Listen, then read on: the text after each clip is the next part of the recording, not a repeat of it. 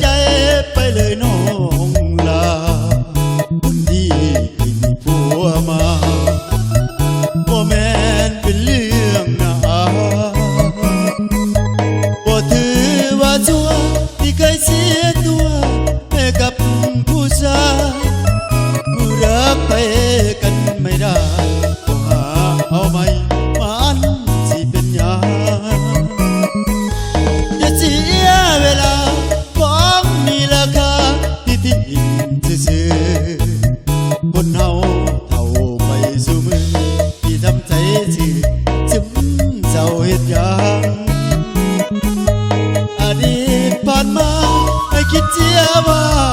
มันคือความหลังฟังเด้อสิเว้าไม่ฟังหาโลดผู้ชายบ่ตายอย่าช้าคนที่ป่าผัวบ่แม่นคนชั่วดอกนะเพียงแค่หูตาผ้าบางเลือกคนที่ไม่จริงใจกับเรา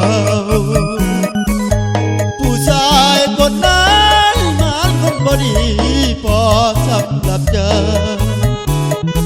เขาบ่ฮักเฮาก็ช่างเขาตัวน้องหน้าตายังมีหุ่นยังแท็กซี่ขนาดถึงผ่านใจมาจิบห่างเศร้าหายังสวยก็สาผู้บ่ก็ยังบ่มีไผอายคนเดิมยังจอดคิวรอ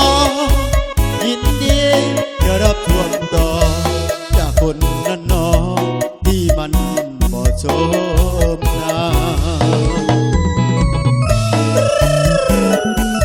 ถือว่า